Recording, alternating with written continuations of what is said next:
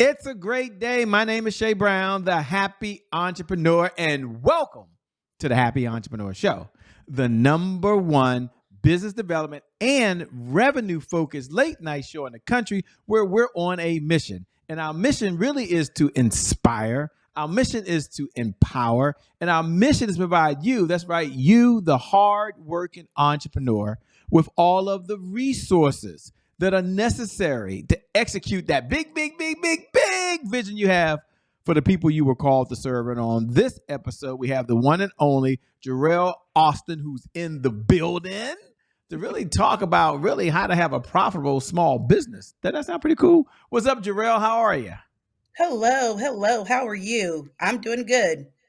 Good. Well, thanks a lot for being on here. And, I guess the first question that comes to my mind, it might be people that are watching as well, is what's some of the challenges that's facing people today from even starting their business?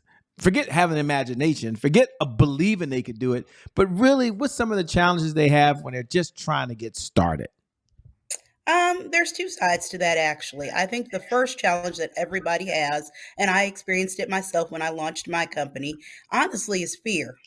You know that you have the skill set, you have the technical know-how, you have the passion, but it's just taking that initial step to get out there and get going. And then second to that, I think that there are some other key elements that you must have to put your business in place. Your administrative arm has to be ready to go. Creating your company, having the right backing and funding, having really good legal counsel, and really having a business plan to get yourself going. Those would be my top things that I think where people struggle quite a bit. And what do you say to the person that's listening and saying, all right, I'm gonna get over the fear, but well, let me frame it like this. A lot of these folks, Jorell, that watch the show, they're what we call duopreneurs. They work a full-time job and they're a full-time entrepreneur, if that makes sense. And so as they're listening right now, and what would you say is some of the challenges someone that has a full-time job and at the same time want to start their business and get it going on, but they want to be a 9 to 5 millionaire? I know I got some 9 to 5 millionaires out there. Yes, that's what y'all want to do. Y'all want the best of both worlds. Come on, somebody. So my question is it different for the person that has a full-time job and they want to be a full-time entrepreneur? What are some of the unique challenges that they may face? Absolutely. So I actually come from that very vein of thought and process. I too started out as a 9 to 5er, still actually doing a little freelance 9 to 5 work, and I have my consulting firm. So the first thing that I'm going to tell you that's going to save you time, money, and effort is plan. Get down an actual plan. If you do nothing else but write it on a piece of paper, I'll tell you, Shay, my first write down of my business and my idea, my passion was written on a napkin at Cheddar's over a business meeting. I believe Um, it. and it took off from there. But the first thing I would say to you is write down a plan. Everybody thinks that you have to start with a formal business plan, and that much is true when you get a little bit further down the line. But write down a plan, put your ideas on paper, and then the second thing that I would say to you is carve out time for time management. Being an entrepreneur is a 24-hour hustle. It's a 24-hour job on top of the 9 to 5 job that you already have. So you've got to carve out that time and you've got to make that time in addition to what you do 9 to 5. And as you're speaking and we're listening right now, I'm curious. And don't worry, ladies and gentlemen, we'll get into who is Jorell. We'll get into her background. I get it. So we'll do that. But I hear some folks now and they're thinking, you know what? I got a lot going on as well. I'm also a full-time dad or I'm a full-time mom. The kids have responsibilities. They've got activities they're in. Does Jorell understand that I also am involved in my community, or maybe they're involved in their church? And they're like, well, how does she prioritize? I mean, there's so many competing things. They're like, I feel like I have no time left to get started. So the question is, what do you recommend to folks who need to prioritize that already have other responsibilities? They might be taking care of a parent. They might be a caregiver as well. Those are, I mean, is it okay to ask that question? I mean, these are real Absolutely. time concerns. Absolutely. So as I said a minute ago, have a plan. But the second thing or the third thing that I would say to you as well is that you have to prioritize being an entrepreneur, and there has to be a work-life balance. I tell everybody who is a client of mine or who I consult with, be sure that you're prepared and ready to start a business. Prioritize what's important to you and balance that with your everyday life and things going on. So if you have a spouse, as many of us do, I don't, I'm single, but many of us do, have children, again, as you said, have obligations to our community. Prioritize everything in its proper place. Carve out the time to be an entrepreneur and set that time aside. If you look at your work life balance, and I tell people all the time, I call it my T model, where I actually make a cross. I put all of the things on the left side that I like to do and what I'd like to form and create. And then I put all of my responsibilities and things on the right side, things that I have to do, things that are a current part of my life. And I look at my list and I compare the pros and the cons and the strengths and the weaknesses. And then I go back and I do what I call rack and stack and rank. And I prioritize each item on the list. If my cons outweigh my pros, it might not be the right time for me to start an entrepreneurial business, to be honest with you. If my pros outweigh my cons, then I start formulating my plan and putting those steps into action. But by all means, everyone's situation and scenario is different. So do what is absolutely best for you to strike that work life balance. Now, I know you're probably thinking everybody's had time to read the bio, or you're already famous. I get that.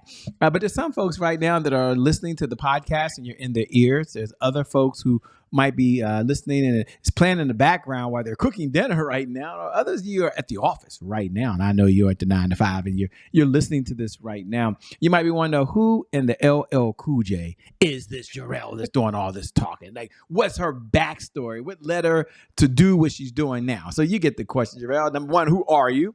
And number two, she can handle this, ladies and gentlemen. What was that defining moment where you said, you know what? My jam is helping people really be able to start and have a profitable business? Well, thank you. Those are really good questions. So, the first thing I'm going to say to you is I am Jorell Austin, entrepreneur, Texas native, homegirl from the South. Got to rep my state. Got to always do that. But I am an actual former 9 to 5er. I've worked many years supporting the federal government in contracts negotiation, administration, policy, healthcare, and strategic communications. I served and supported the government for 25 plus years. And that led me to where I am now and the things that I do now with my consulting firm, which kind of segues into your second part of that.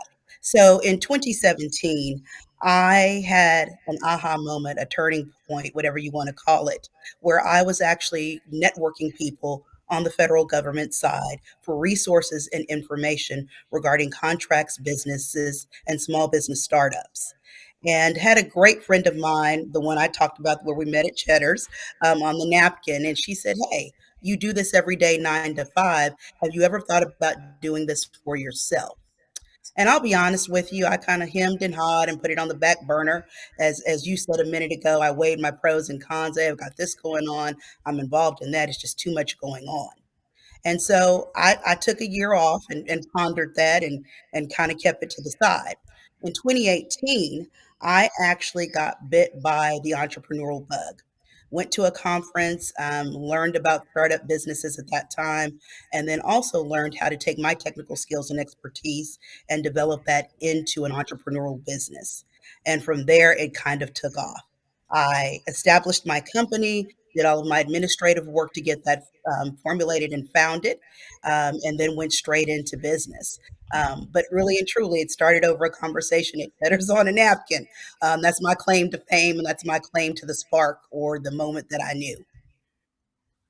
And when you were starting the business, and for those folks that are listening right now, before we get into one of the challenges, you start the business, and then there's generating revenue in the business or having a process in place. Is that something that you share with entrepreneurs as well? So once they get the plan done, what is the next 1, 2, or 3 steps that you may recommend to folks that are listening? Let's call them the elements, if we can, of having a business that's up and running and they can become profitable. And I know some of you that are starting business, you've Googled it already. You've looked and said, whoa, 98% of businesses are going to fail. Oh my gosh, am I tossing my money into the fireplace here? The answer is no.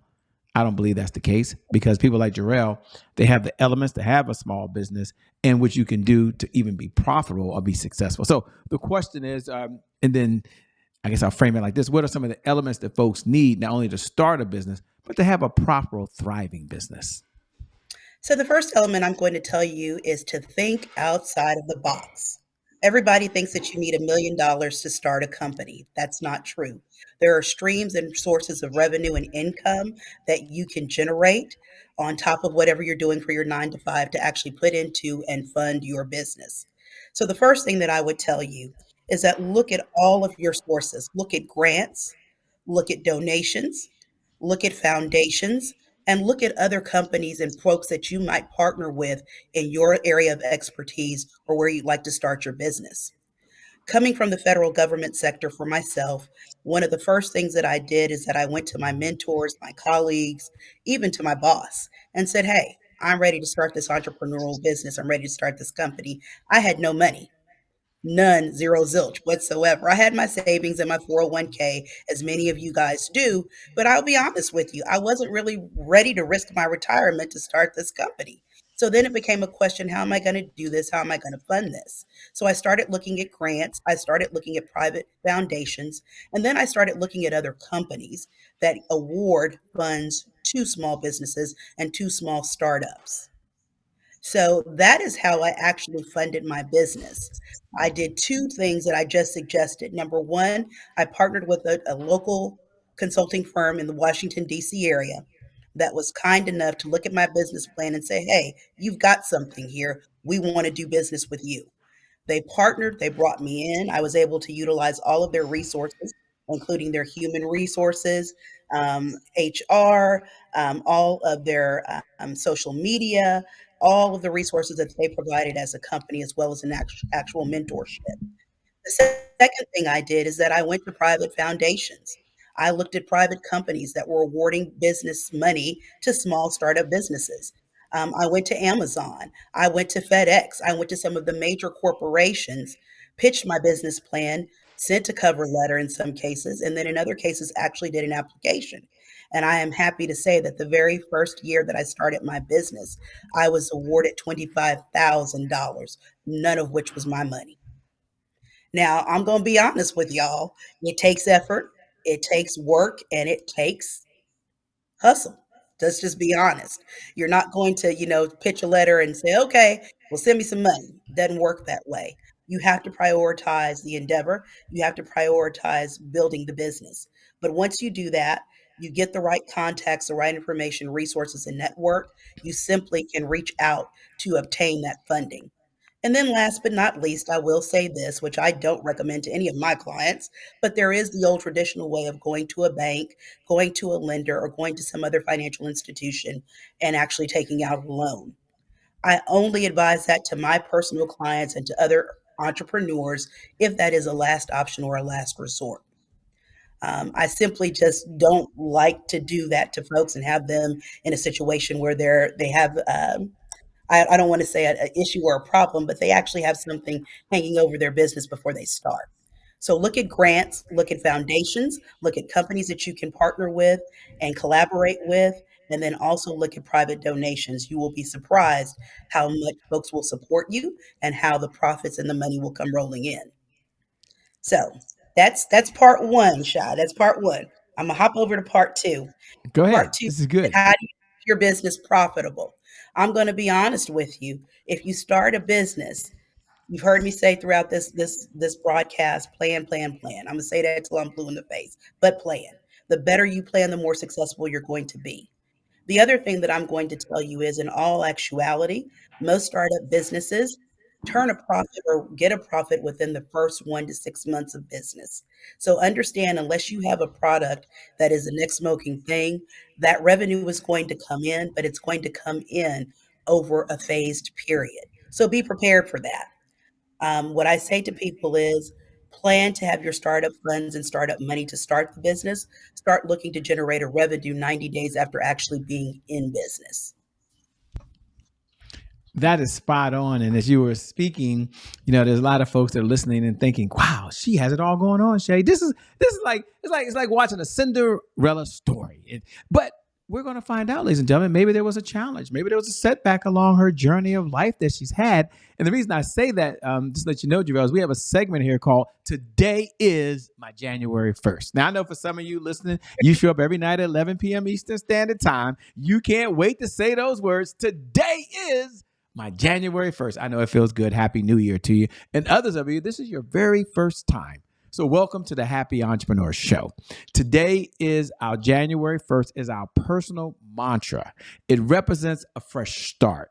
It represents a do-over. It means our past, no matter how dark, no matter how happy it is, our past no longer equals our future. So my question for Jorell on the other side is really two parts. Number one, when she hears those words, today is my January 1st, what does she hear?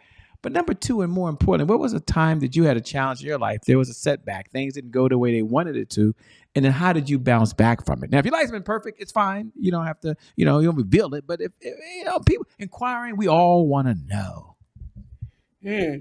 Well, I'll start with the first half of your question with regards to January 1st. I absolutely 100% agree with you. It is the kickoff of a new year, a new segment, a new beginning, a new start, a time to refresh. So, the biggest thing that I would tell anybody, take the time, whether it's January 1st. I know Shai just said that, and I know that people feel that, but I actually have that same philosophy. I work off of the first of every month. So take that time to refresh, renew, take a step back, look at what you're doing, think about how you can start a new beginning and how you can kick that off. Now, the second part of your question talked about a setback. So I said a few moments ago in the broadcast that I started my business in 2018. Mm-hmm. As many of you know, there again is that work life balance between being that entrepreneur and that nine to fiver. So I balanced and dabbled a little bit in 2018, did some research, found out where people were submitting contracts, where I could bid, what contracts my company was eligible for. I did all of that pre work and planning in 2018. Now, here's the kicker, did not bid on one contract at that time. Now, I'm putting the tie January 1st back into this. January 1st of 2019, I had done all the research. I had the $25,000 in funding. I was good to go. I'm ready. I'm pumped. I'm start. Let's ride. I start bidding on contracts in January of 2019 and actually was very lucky to get a contract award in March of that same year. However, that contract award came 3 weeks after COVID was initiated as we know it today, COVID-19. It was a pivotal moment. I was thrilled that I got this contract. I was happy that I won. I was overjoyed. I came out of the gate. I was prepared, all the hard work, sitting back 2 years, thinking back to sitting the cheddars that was writing on that napkin to coming to where I was. And then I got a notification from the federal government that everything was being shut down. And my contract award and my golden opportunity seemed to evaporate instantly. And I spent the next 90 days, I'll be honest with you, sulking. I was like, what am I going to do? I hadn't prepared for this outcome. I hadn't prepared for this scenario. COVID was very new.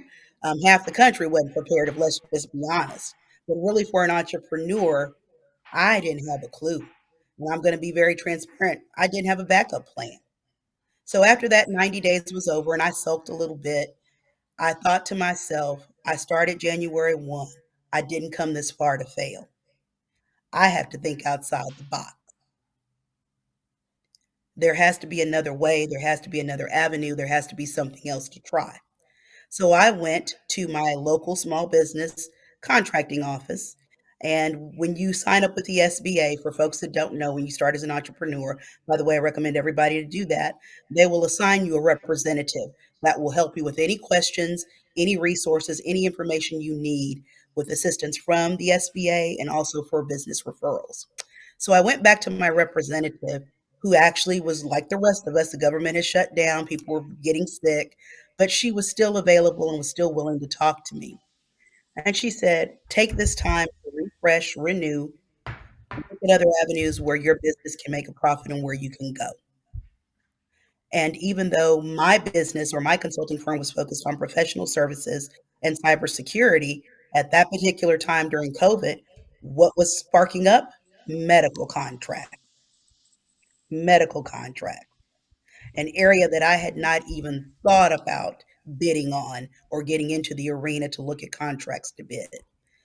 So I took her advice, got back on the boards, looked at all of the contracts that were coming up for medical services, medical supplies, anything related to any type of medical support. And lo and behold, I found another company to partner with, and that company actually was supplying personnel to all of the local hospitals, all of the military hospitals across the country and the world in support of COVID. I actually got a meeting with the CEO of that company, explained my plight. Hey, I'm a brand new business. I just got this contract. Unfortunately, COVID has started and that contract has been placed on hold indefinitely. However, I have the skills, the expertise, some funding, and I'm ready to start.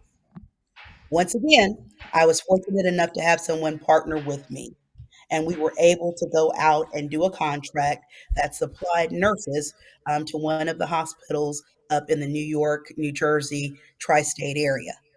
And I was a sub on that contract, not a primary. We had five FTEs.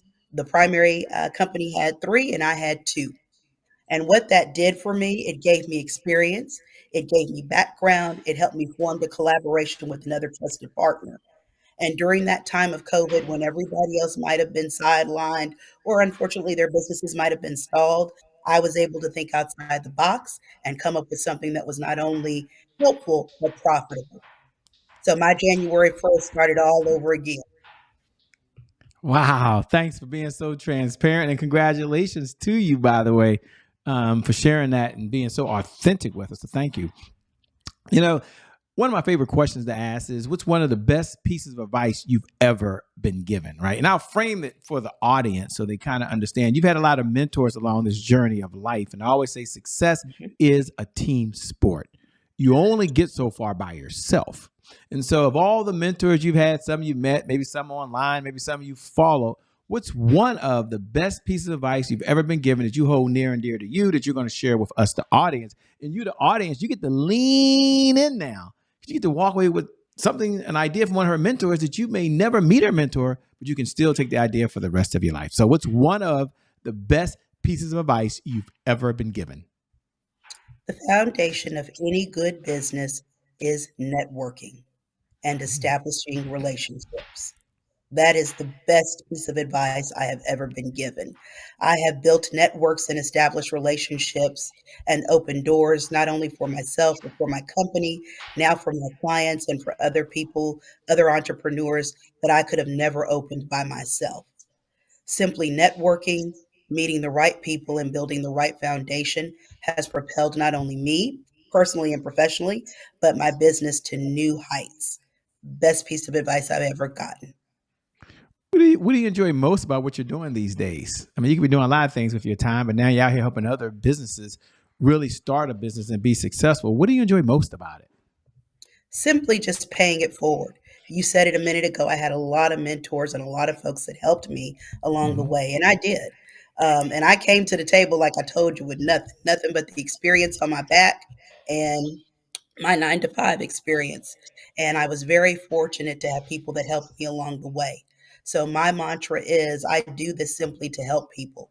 Yes, we all like to make money and turn a profit, and certainly that's the wonderful side of business. But it warms my heart when I see other entrepreneurs take off and do things and they're successful. Or I have a client that I've gotten a contract endorsement for and help them build their portfolio. That's what it's all about. And when you do that, and you work from the heart, and I always say not from the dollar, it comes back to you a hundredfold. Wow. What do you do for fun when you're not out saving the world then and helping entrepreneurs? I mean, what do you do for just fun these days? I actually like to do a lot of things. I'm a huge traveler. I love to travel. One of my bucket list items is to visit all 50 states and a couple of countries. So I like to travel. I'm an avid reader. I'm old school. I like a hardback book. Don't judge me, but I do. And then the third thing is my family background is restaurants and cooking. So my have some family members that own restaurants. I love to cook. Well, Love to you know, cook. you can't just leave us hanging as we were saying that. We're coming down to home stretch, ladies and gentlemen. But I know you're all curious. I know I got to be like, what's one of her favorite places that she's been? I mean, if she likes to travel, like, what's one place she likes? And I know it's an unfair question. You've been to so many, I'm sure. But what's one place you traveled to that you just really enjoyed? I love to go to Turks and Caicos, believe it or not. Ah, Yeah, and then yeah. my second destination would probably be Mexico. I love Okay, Mexico. what part of Mexico? I've been to Tulum. I've been kind of all over the state a little bit. I've done like everybody else has done, Cozumel, Cancun. I've done Love the them. touristy thing, but I love Mexico, and I think part of that's attributed to growing up in South Texas. You know, we're right on the Mexico border, so No, it's it's beautiful. just like crossing over, and I love it. Love it. I love Mexico. It's a wonderful place. And I haven't been to Turks and Caicos yet. I'm looking forward to it. But I spend about 6 weeks in Puerto Vallarta and a couple other places in Mexico every year. So I love it. So cool. This is so fun. Well, I wish we had more time, but I want to close out with a two-part question. Number one, um, what type of clients are you looking to work with these days? And number two, how can folks connect with you? Like, how can they stay in this conversation over and beyond the time that you and I have right now? So I take all clients actually, and it's interesting that you say that. So right now I'm working with a couple of musicians and artists. I actually have another entrepreneur that actually owns a construction business, and I have a third entrepreneur that I'm working with right now that is actually working on a product and service and t-shirt clothing line. And I say that it varies across all spectrums because the fundamentals to starting a business truly are all the same in that respect. So I take on any myriad of clients that come to me. I do free consultations. I don't charge for them. I'll talk to you for 30 minutes. If I can help you, I will do my very best to do that. If I can't help you, 10 chances out of 9 or 10, I know someone that can, and I'll refer you over to help you get started and get you going. And then where can people find me? I'm on all the social platforms. I go by my nickname on the social platform. It is Rell, Rell. But if you search for Jorell Austin or Rell Austin, you will find me on Instagram. I'm on Facebook. I'm on X or Twitter. And I'm also on TikTok. So feel free to reach out, send me a DM message. Again, if I can't help you, I'll get you to the right folks that can. First, let me say thank you so much for being on the Happy Entrepreneur Show. I know you can always make more money, but you can't make more time. So you're giving us the most precious gift you have, which is your time. So thank you so much. Thank you. I really enjoyed it. Love it, And love it, thank love it. Would you. love that. Thank you. And thank you to viewers. Thank you for tuning in. Thank you for being here. Without you, well, there's no show. So we appreciate every time you send us a comment, every time you like it, every time you pay it forward to someone else so their life can be better. We really appreciate it. I never get tired every night at 11 p.m. Eastern Standard Time sharing with you that you are really super awesome, that you're so really incredible, that you're an amazing individual, and that today indeed is your January 1st. And because of just that one reason alone, your best is still yet to come. Your best is yet to come. Your best is yet to come. With that being said, my name is Shay Brown. It hasn't changed. It hasn't changed. The Happy Entrepreneur. Make it a great day, everyone. And I promise you, from the bottom of my heart, we'll make some good things happen. We connect again next time. Peace. Thanks, Rell. We out. Jorell, bye.